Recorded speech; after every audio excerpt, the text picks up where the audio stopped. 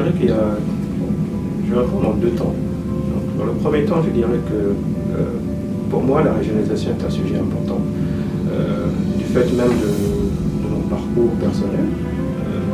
Comme je l'ai dit initialement, je suis nigérien, donc pays enclavé. La majorité de nos questions, de nos problématiques ont une portée régionale. D'une manière générale, lorsque vous discutez avec du lambda, vous verrez que la dimension africaine, panafricaine, pour ne pas dire intégration, est une dimension qui intéresse positivement la plupart des citoyens, la plupart des acteurs. Ensuite, effectivement, vous pouvez toujours avoir des résistances.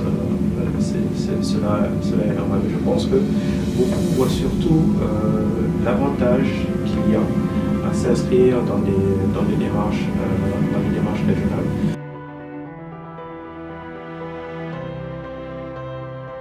Une première problématique, c'est, je dirais, la multiplicité aussi des structures ayant vocation régionale.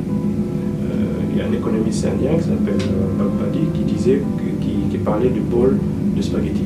Enfin, il ne parlait pas ça dans le contexte de l'intégration africaine, mais il parlait de ça dans le contexte de la multiplication des accords commerciaux dans le cadre de l'OMC. Mais ce bol de spaghetti est aussi très pertinent sur le continent africain lorsqu'il s'agit des organisations régionales. Pourquoi? Parce que qu'est-ce que cela amène comme conséquence quand on regarde les aspects de politique, les aspects de mise en œuvre, etc. D'abord, ces organisations sont financées par les États. Or, vous avez des pays qui sont membres de plusieurs organisations régionales. Certains sont membres même de 4 organisations régionales. Donc, ça pose aussi une question sur les politiques nationales, ne serait-ce que de façon très simple, le budget. Où est-ce que vous mettez les ressources budgétaires, les allocations du pays? Dans quelle organisation régionale? Ce qui fait qu'il y a des organisations régionales qui se retrouvent avec des problématiques budgétaires parce que les pays ne sont pas à niveau de leur contribution. Ça, c'est un problème. Le deuxième, c'est aussi l'articulation entre ce qui est décidé au niveau régional et la mise en œuvre dans le pays. Vous avez beaucoup d'accords qui ne sont pas ratifiés, par exemple, par les parlements nationaux. Sans parler du fait que les parlements nationaux ont leurs propres problématiques, parce que vous avez des textes de loi qui peuvent mettre 10 mois, des mois, voire des années, avant d'être approuvés par le Parlement. Donc si vous ajoutez les problèmes d'organisation régionale, les problèmes parlementaires, etc., vous voyez que le délai et l'efficacité se retrouvent avec.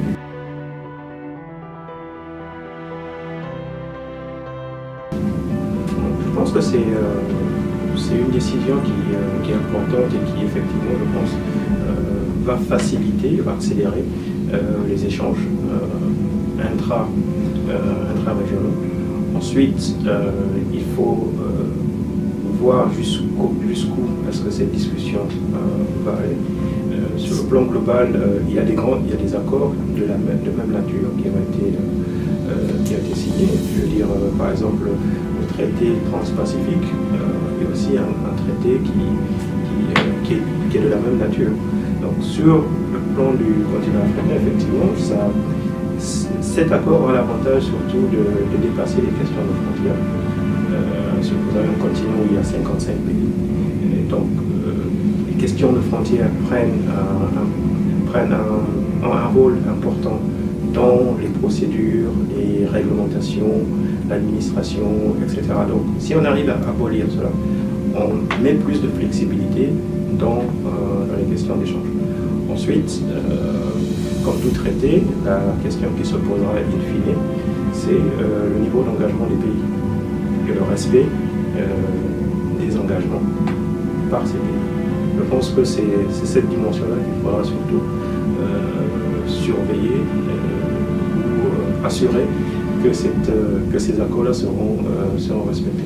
Ensuite, effectivement, si on arrive à avoir ce type d'accord de libre-échange, effectivement, les pays pourront plus travailler sur leurs propres avantages comparatifs afin d'exporter dans l'espace sous-régional.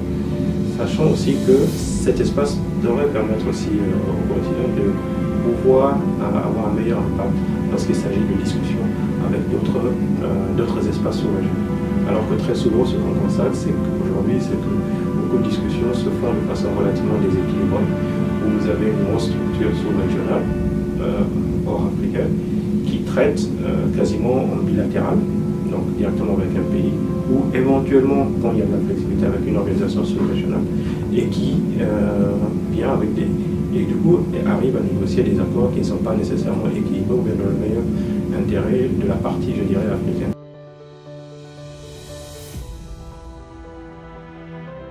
Il reste ce qu'il faut retenir. Tout d'abord, il y a un besoin de rationalisation.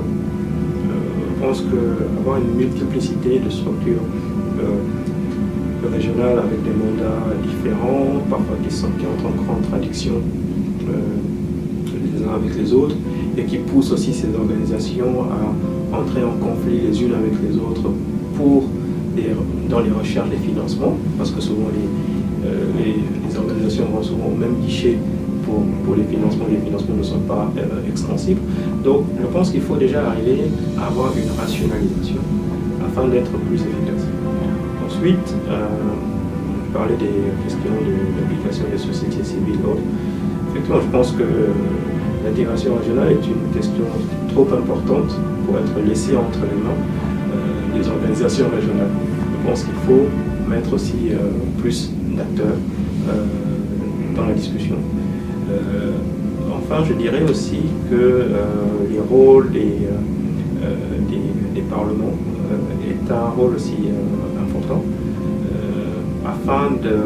Les parlements doivent pouvoir être impliqués pour améliorer, renforcer la gouvernance de ces organisations. Parce que, in fine, tous les problèmes dont on parle aujourd'hui ont un seul dénominateur commun, c'est la question de la gouvernance des institutions. Une institution qui a des dysfonctionnements, c'est une institution qui a un problème dans sa structure organisationnelle, dans son mécanisme, dans son mode de gouvernance. Donc je pense que la question de la gouvernance est importante et les parlements doivent être mieux impliqués dans cette discussion.